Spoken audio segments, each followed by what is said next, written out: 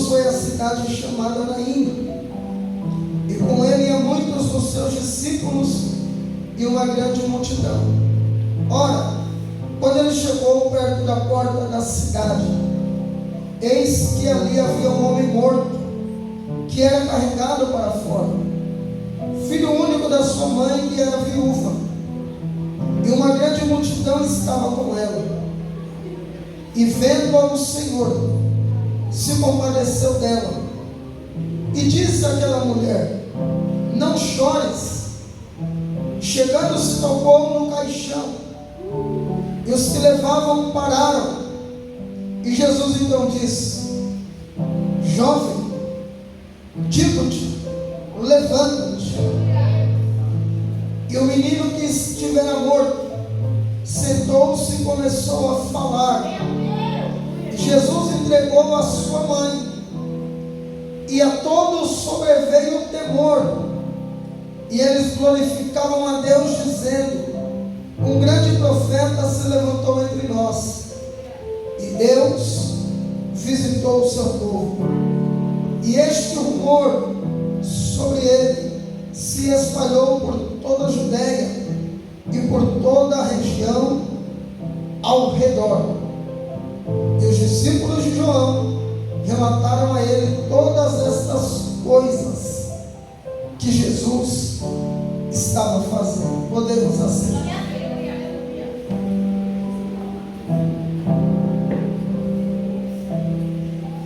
Amado, a Bíblia diz que Jesus vai chegar em Cafarnaum, e o centurião, um soldado romano, chefe de uma guarnição de 100 homens, vai procurar Jesus, pois o seu criado estava enfermo, e esse homem tinha uma necessidade, e vai declarar que ele cria que Jesus podia curar o seu criado, a ponto de Jesus se dispor à casa deste homem, e ele dizer que bastava uma palavra de Jesus para que um milagre acontecesse. Esse homem procura Jesus com uma necessidade, e a Bíblia diz que na hora que Jesus então declara que a fé daquele homem foi de sobremaneira grande, os seus conservos chegam em casa, e o jovem que estivera enfermo havia sido curado. Então Jesus operou um milagre apenas pela liberação da palavra, sem nem ver quem era o enfermo e sem ao menos conhecê-lo, mas por um homem de fé que procurou Jesus.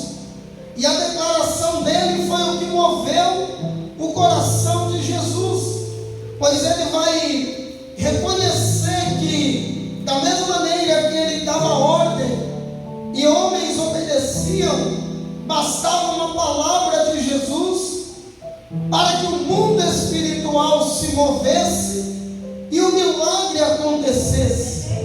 É esse mesmo Jesus que os discípulos vão ficar maravilhados quando ele acalma a tempestade, e vão dizer: quem é este que até o vento e o mar lhe obedecem?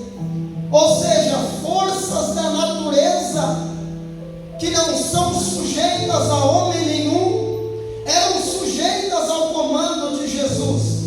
E por isso esse homem crê que se Jesus dissesse uma palavra, o milagre aconteceria. E quando esse milagre acontece, as pessoas vão se maravilhar, pois que coisa extraordinária é, de longe, a palavra de Jesus alcançar e curar o enfermo. Quando Jesus no outro dia vai até a cidade de Naim, o contexto é diferente, pois ninguém foi até Jesus, ninguém pediu por um milagre, ninguém procurou Jesus.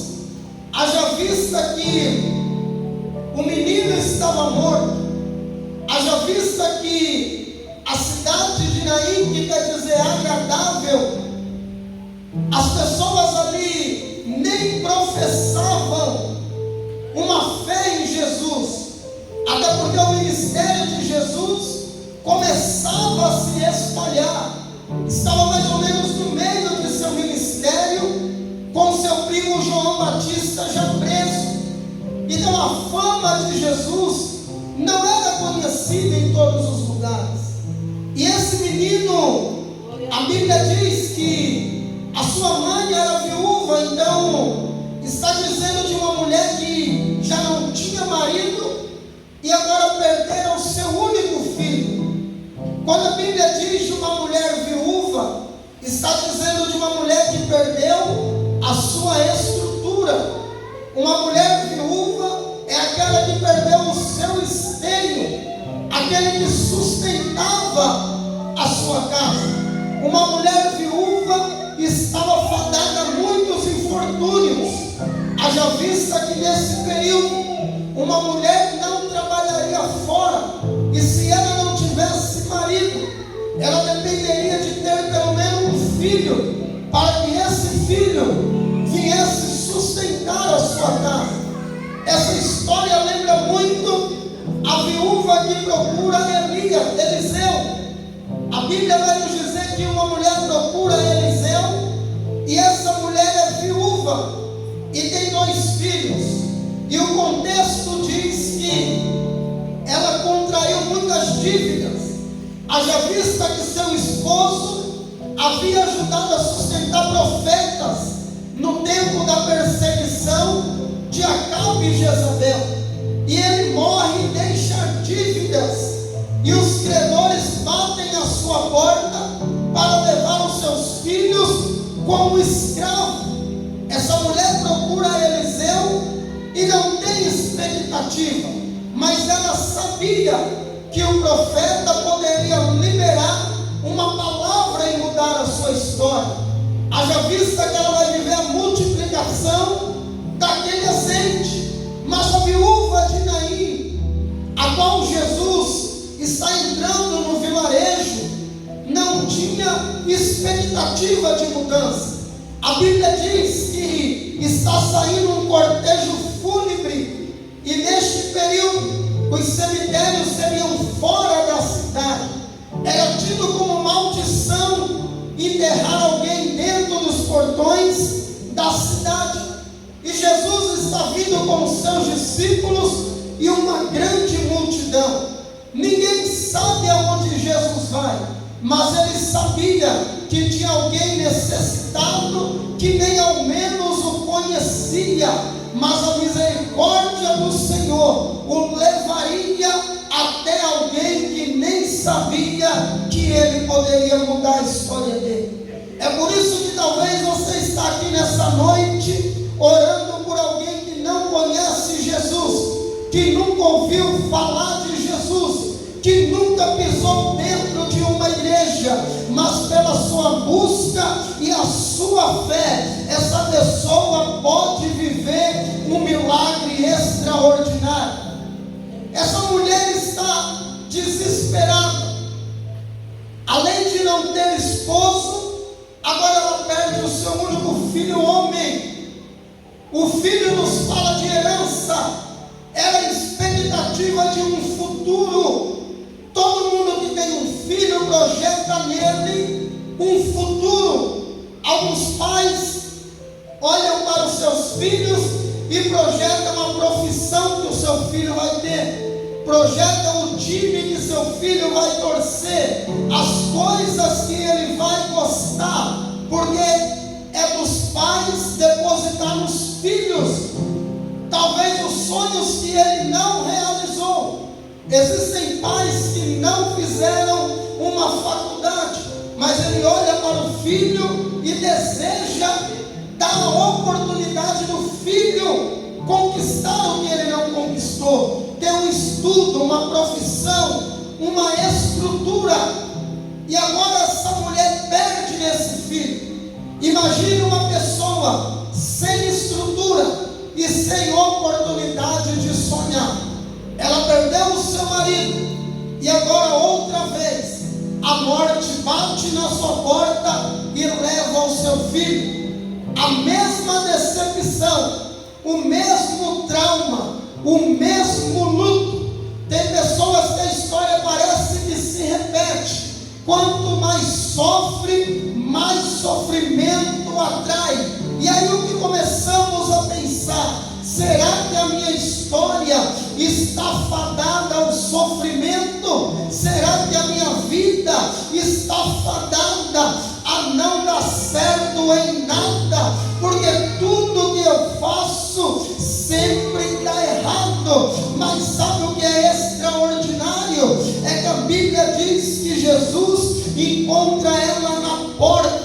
Existe um segredo profético na porta, porque porta nos fala de oportunidade. A Bíblia diz que aquele que bate se abre, aquele que busca encontra, e aquele que pede recebe. Ela poderia estar em casa trancada, ela poderia nem ter ido ao enterro do próprio filho, ela poderia dizer: enterre em qualquer lugar, pois a minha vida não faz sentido. Mas ela queria até o último instante se despedir do seu filho. E a Bíblia diz que na porta da cidade Jesus está chegando. Tem uma multidão saindo com luto, mas uma multidão chegando para trazer a vida.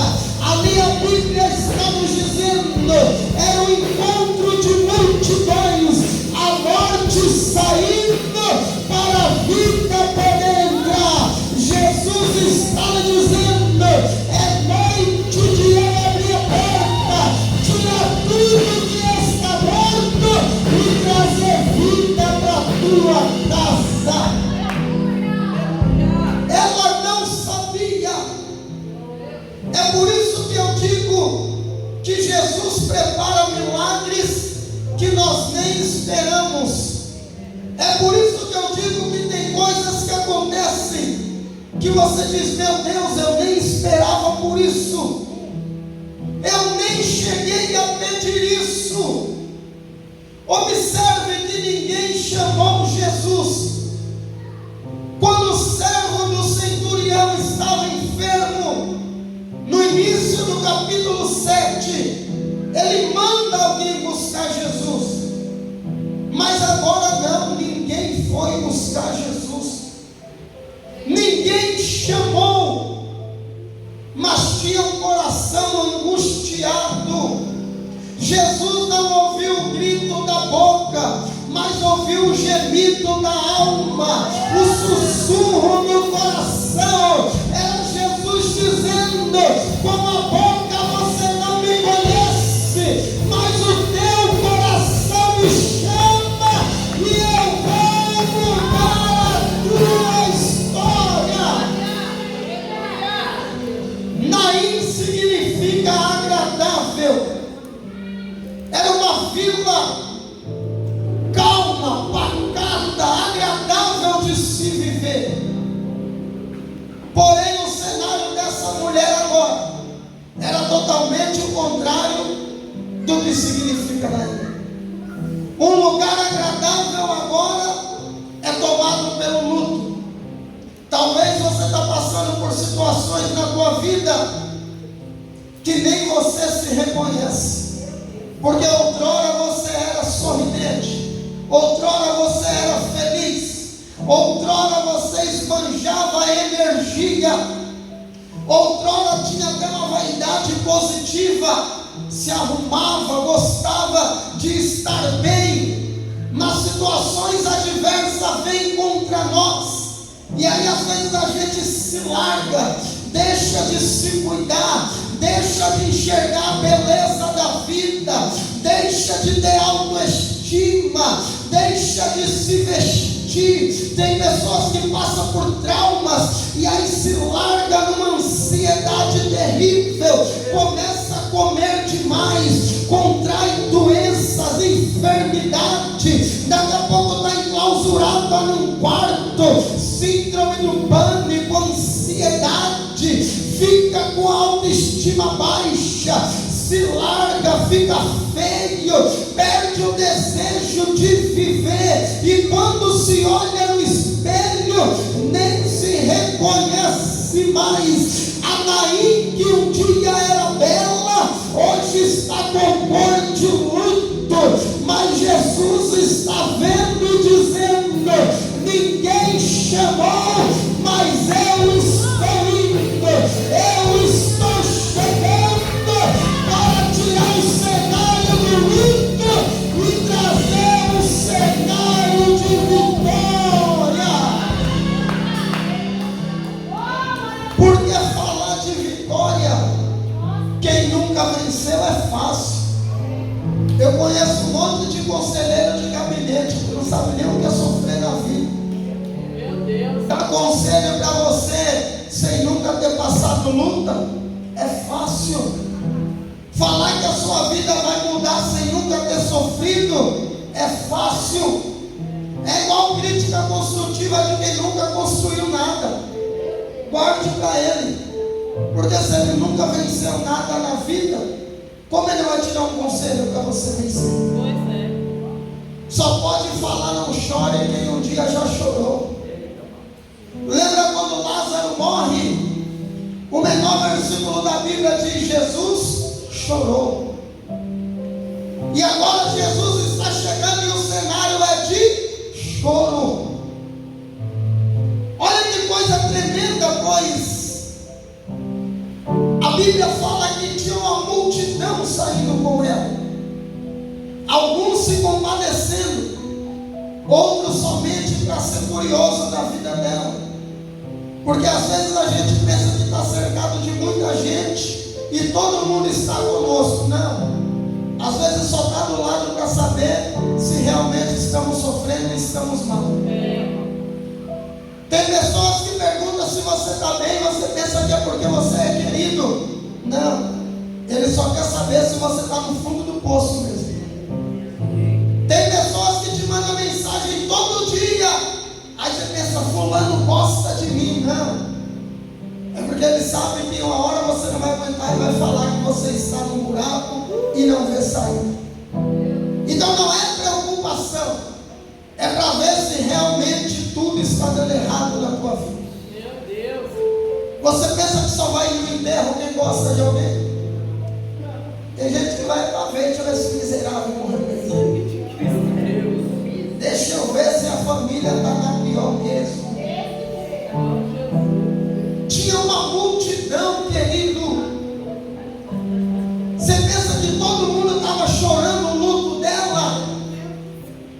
Alguns, quem sabe, estavam vendo: eu quero esperar enterrar para ver ela no fundo do poço, sem marido e agora sem filho. Não esqueça que espiritualmente isso nos fala: sem estrutura e sem futuro. Porque tem pessoas que olham para a tua vida e quem sabe está contando os dias para ver a tua casa desmoronando. Porque uma casa sem estrutura não permanece de pé. Talvez você já viu pessoas que cometeram um suicídio. Ele não quer acabar com a vida, ele quer acabar com o problema. É que o inimigo confunde ele. Quem é idiota que vai querer acabar com a sua vida? Ninguém. Você vê pessoas no leito de hospital, conversa com quem está nas últimas para ver o que ele queria. Ele queria era viver. Conversa com o paciente terminal, ele vai dizer: eu daria tudo para ter tantos anos, eu daria tudo para ter minha saúde. Ninguém quer morrer, quem está entendendo diz amém. Ninguém quer morrer, porque temos compromissos e prazeres na vida terrena, temos família, temos sonhos, temos planos. Então quem se mata não quer acabar com a sua vida. A angústia o toma e ele quer acabar com o problema. Porque você já percebeu que quando você está com problema, a maior vontade que você tem é de dormir ou de não sair de casa? Início de depressão. Eu não estou jogando conversa fiz psicanálise cristã, eu sei do que eu estou falando. Início de depressão, não quer ver ninguém, quer ficar num quarto, quer tomar remédio para dormir, e ainda pensa, era bom que eu dormisse e não acordasse mais. Não porque quer morrer, porque ele queria se livrar do problema que o aflige. Imagina essa mulher, porque imagina ela olhando para o filho e dizendo: eu não tenho marido, mas ainda tem alguém por quem compense eu viver. Porque nós olhamos para os nossos entes queridos, principalmente para filho, e diz: eu me agarro nele para poder enfrentar dificuldades difíceis, problemas difíceis. E agora o menino morre. Jesus está vindo com os discípulos e outra multidão, porque na onde Jesus ia, alguém ia atrás já com expectativa. Na onde Jesus passava, alguém dizia: algo vai acontecer, eu quero estar perto para ver. E aí tem uma multidão trazendo a vida e uma multidão trazendo a morte. Um choque de multidões, plateia. Talvez tenha alguém na plateia esperando ver o seu pior, mas Jesus está chegando na porta da cidade. Mas o curioso é que a cidade teria duas portas, toda a cidade. E daí em novembro eu vou estar lá. Eu vou estar nesse lugar em novembro, tá? O vilarejo de Naim, aonde tem as portas até hoje, a porta de entrada e a porta da saída. O cemitério era na porta da saída. Sabe o que você não entendeu? É que ninguém entra pela saída. O que Jesus ia estar fazendo na saída? Jesus vai chegar na tua vida por onde você nem imagina. Não, você não entendeu. Eu quero profetizar que Jesus vai te surpreender por onde ninguém espera. Vai ter milagre, providência e ressurreição.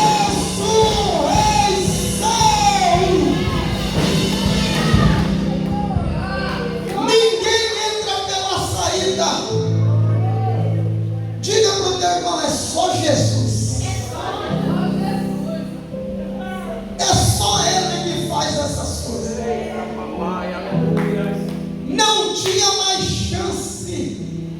A porta da vergonha, a porta da humilhação. Jesus olha aqui e vai dizer: não chores. Eu imagino essa mulher olhando e pensando: ele não sabe o que eu estou passando. Diga para o teu irmão: Jesus sabe. Porque tem hora que a gente sofre tanto. Você abre essa sua boca desse tamanho.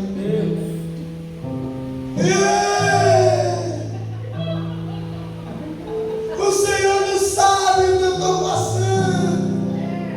Você se olhasse no espelho com essa cara linda chorando, você ia falar: até assustei Jesus, meu Deus. Ela bocou, Ele sabe. Quem é que chora bonito, querido? Quem é ator que fica? Narciso ela mesmo.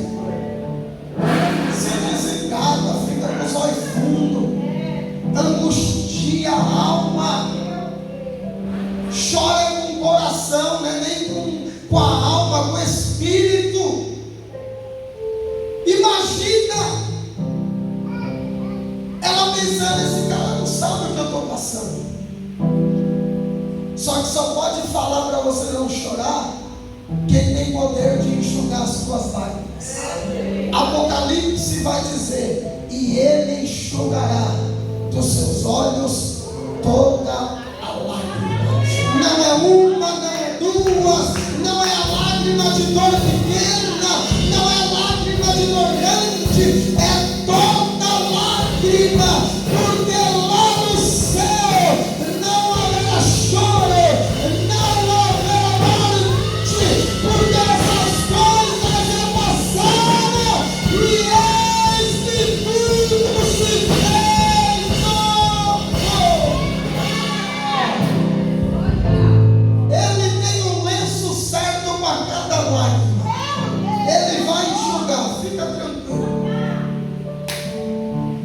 Aí eu imagino todo mundo para.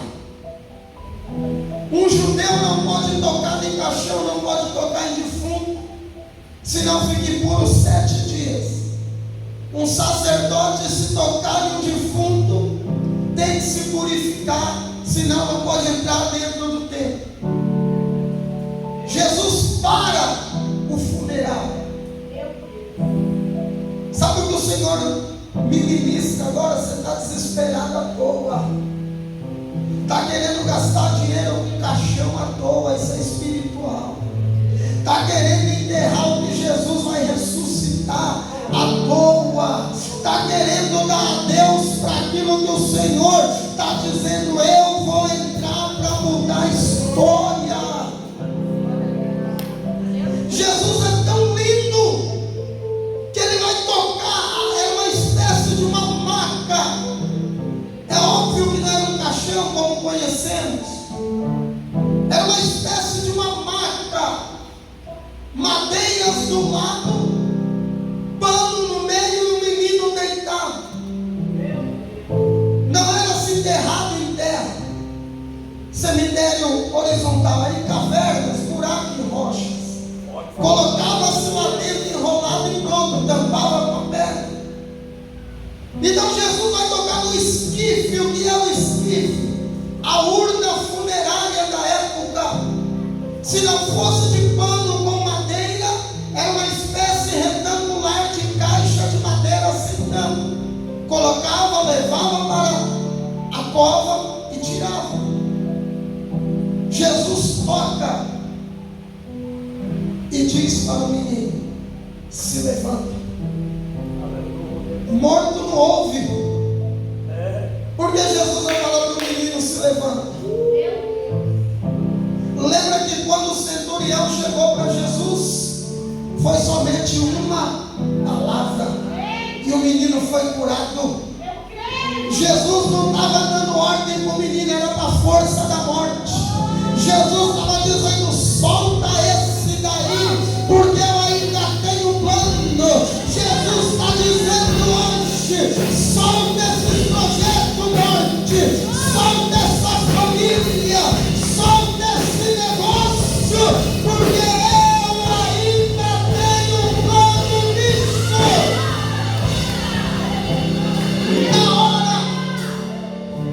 Na hora, o menino se levantou. Porque o que está em Jesus é maior do que a morte. Acharam que ele ia ficar impuro, pelo contrário, ele venceu a morte tocando e dando a ordem. Eles vão se admirar, pois Jesus agiu como um profeta aqui. Essas características deste milagre é característico de milagre de profeta do Primeiro Testamento. Lembra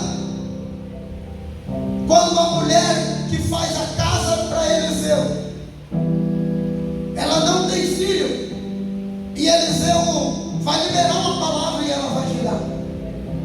Esse menino morre, e Eliseu morava em cima da casa dela. E quando ele sabe da morte, ele vai dizer: olha, coloca o menino na minha cama. Eliseu vai lá, libera a palavra, toca no menino, mão com mão, boca com boca. O menino volta à vida e Eliseu entrega para a mãe do menino. A mesma coisa Jesus fez.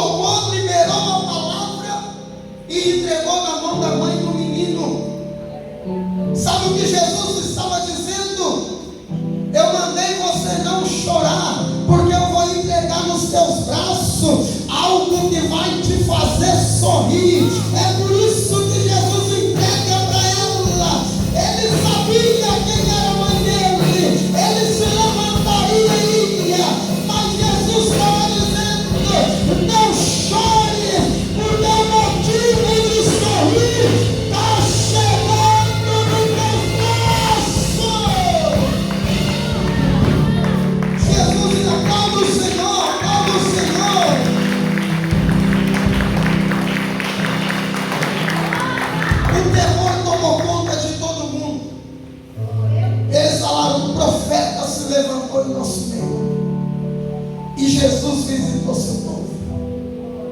Sabe o que Deus está lhe dizendo? Talvez até hoje só saia notícia ruim da tua casa.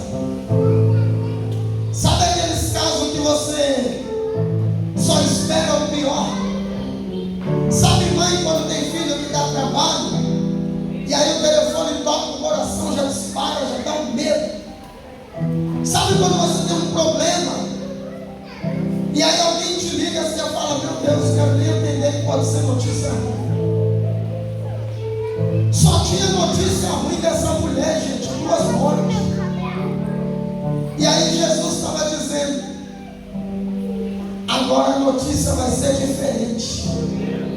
Que na onde tinha choro de morte, vai ter sorriso de celebração de vida.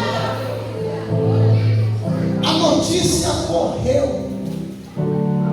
Eu imagino aqueles curiosos que estavam torcendo para o pior, porque tem. Não vamos fingir que a gente vive no país da Alice, não, maravilhas, não. Não vamos imaginar isso. A gente sabe que tem gente invejosa. E digo mais, geralmente está mais perto do que você imagina. E é esse que nos fere. Porque se alguém de fora te invejar, você faz assim daí. Não devo nada para ele, nem conheço ele. Agora, quando é alguém que você conhece, é igual traição. Só nos trai quem a gente confia, quem está perto. Por isso que a traição dói. Porque só te trai quem você um dia ajudou. Só fala mal de você quem um dia você estendeu a mão. Porque se for alguém que você nunca fez nada, você vai falar, eu vou ligar para o que esse está falando. Eu nunca fiz nada por ele. Agora dói porque é aquele que você colocou na tua mesa para comer contigo. Depois vai lá e fala mal de você. Essa mulher agora a notícia corre. E eu imagino as pessoas dizendo, Jesus mudou a história dessa mulher.